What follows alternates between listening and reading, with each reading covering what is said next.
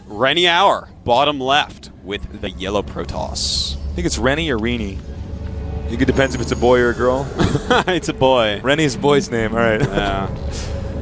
Top right, jookTo. He's a juking and a jiving with his Zerglings, man. He's a juking dancing and a all over jugging. the place. Counterattacks, expanding in weird locations. I love it. I love his play so far. jookTo with a tongue twister ID. He is really showing us that he's got some solid Zerg play. Yeah.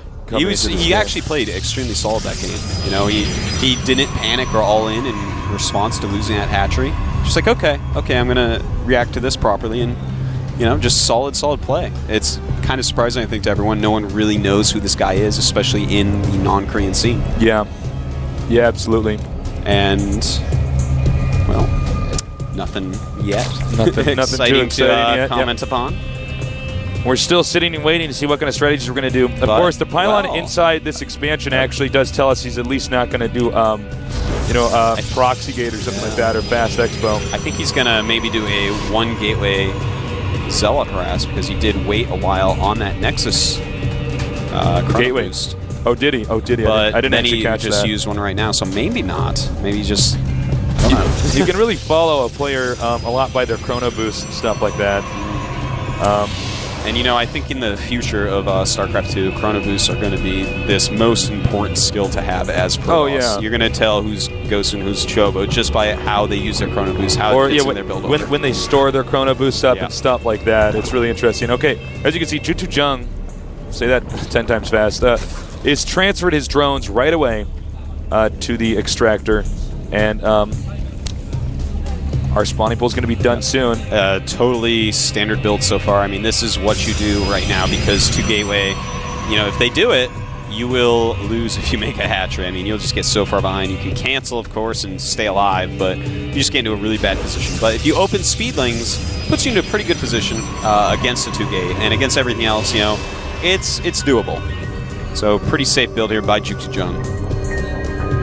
So far, this is also very standard. In case you're curious about why people do this as Protoss, early on in the beta, people realized actually it's very difficult to block your ramp against lots of Zerglings in this matchup. So similar to the solution we saw Terran players have, Warp Gate on the way, by the way, and charge on the Zealot. Similar to the situation we saw with Terran and StarCraft 1, where they wall in with their buildings, we see almost a complete wall in here, because one Zealot right in this location blocks that off. It makes like a hallway that he has to get through, and of course forces the Zealots, and we're going to see that here. He's going to block that off, and the probe has been dieting, so he actually just slips right through there. But actually, the real reason why that happened is because he right-clicked onto the minerals, and that actually allows the unit to be forced through. The real reason that happens is because he's not just dieting, Tasis. You need exercise along with a healthy diet. That's right. Zergling speed on the way here, and this. I thought for a second he had an additional drone in the gas geyser, but it looks like the drone was mining at an odd angle there. You know, this drone is still alive, by the way. I'm quite interested in the fact that I'm sorry, but I have to point this out. He's still mining gas over the Zerg base. Yeah, I was wondering about that. Look, we got 100 gas. He's gonna get a layer. That's actually, yeah. I guess he's gonna just start the layer. Well, he'd have to. Unless it's Tank Boy, in which case he'll mine gas and won't make any sense at all. And then win the round convincingly with amazing micro. But yeah, I don't know. It's a little bit weird. He's not starting the layer. How long is this drone going to stay alive? Seriously. Forever. That's next live forever. Oh, never mind. He's dead. Yeah. May rest in peace. Hidden pylon here. And this could tell us that he is... actually, hold that thought. Obviously, he's going to 3 warp gate rush, but don't you think this is kind of obvious? I mean, he basically let the gateways finish and stuff. It's clear warp gates are making. Yeah, well, even if it's clear, though, watch how hard this is actually going to be for him. Well, look at this. The spine, you have to cover so much area with spine crawlers, and then the ramp is pretty vulnerable. That's right. They can just get right up the ramp or force field the ramp. I mean, there's just so many ways to go about attacking it. And, oh, this is actually really interesting. If we look in the main base of our Zerg player, you can check out, look at that, a Roach Warren. Roaches. And he's actually going to go ahead and try to defend this with Roachling, which is, it's pretty interesting because force fields and good Stalker micro destroy roaches really, really, really hard. Oh, yeah. So the fact that he's not going up the layer and he's saved all this gas for roaches, it's a little bit interesting, but his economy, I think, not really working out that much. If we as you see here on this resources tab, our Zerg player, he still has over 100 gas, and roaches are really mineral heavy, not gas heavy. Is this actually real? Do these guys both have this much minerals? It's actually like... oh no, this is the resource incoming tab. Oh, excuse me. Oh god, I'm going to lose my job. Here we go. I see. Okay, that makes more sense. As you can see here, 5 gates. And you know what I like about this? Although it's odd that he does put the pylon here, he's not going to go for the all-in and try to kill him. I like to just have pylons up around the map like that. Like, let's say an overload floats by, you warp in a stalker, you're going to kill that and run away unless the guy has a bunch of speedlings out on the map. So. Yeah, absolutely. Very true. Right now, we see he's just tacking gradually. Double gas on the way here for Zerg. Yeah, this is such a peculiar opening zone. The Warp Gate Rush didn't occur. I'm actually really surprised we're not seeing Protoss's Warp Gate Rush on this map. It's so strong with that super open natural, but everyone has their own style and strategy that they want to play in such a nerve-wracking tournament like this. GSL, so big, so many prizes, so important. So much money on the line here. This pylon is going to go down as we zoom in with my amazing cinematography skills. He's making another pylon here, so I guess he is going to be aggressive. Did he? He was making a Nexus there, right? Yes, Am I crazy? Wait a minute. I think he may have cancel? lulled him into a false sense of security. I think he just canceled that. Yeah, and get those 300 minerals back and suddenly warp in a ton of units. Wow, that's interesting. He went up to 5 work days. That's right. He's actually doing a crazy fake. trickery all in. It's a fake.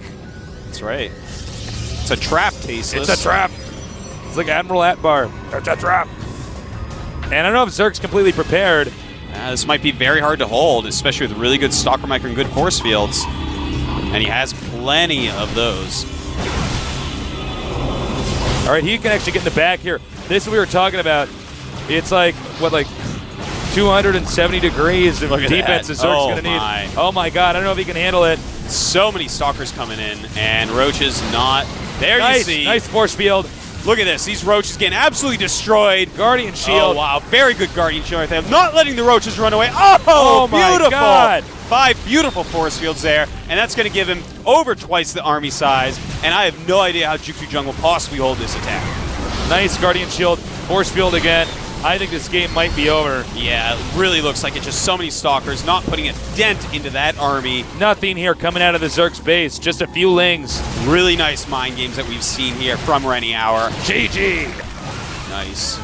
I tell you, that I've been saying, that is the strongest strategy on that map for PvZ. It's so hard to stop. And the way that he tricked him into it even, that makes it just twice as strong easily. RenieHouR really knows what he's doing. I like it. I like it, RenieHouR. Good play, good play. RenieHouR adjusting his glasses because he knows once the next game starts, he can't take his hands off those keyboards. That keyboard. Those keyboards. Two keyboards. He's got keyboards all over it. It's so good. He uses the arrow keys on one and the keyboard on the other. It's like playing Duke Nukem when you're 12. Yeah, man. I remember playing Quake when I was, or Wolfenstein. You actually move around with the arrow keys and stuff. Absolutely. Those are the days, man. Except when dogs come, I got so scared. Oh yeah, it was scary, man. It was scary, man. I remember how scary Doom was when I was a kid. Oh yeah.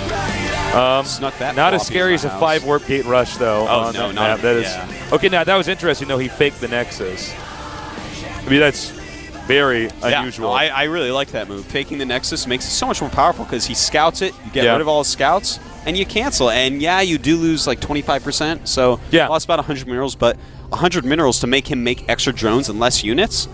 Well, it's so much. You have to make units nonstop. All right, we'll be back, guys. I think we're going to start this right now. We're ready to get this going. So let's go. The countdown started. Wow, that was fast. So here we go. The final match. Only one of these guys is going to move on to the round of 32 at the GSL. So much money on the line. So much notoriety. And we got it. About to start. I think we're starting. We're loading. Okay. Are we going to start? We're loading. We were cued to stop talking.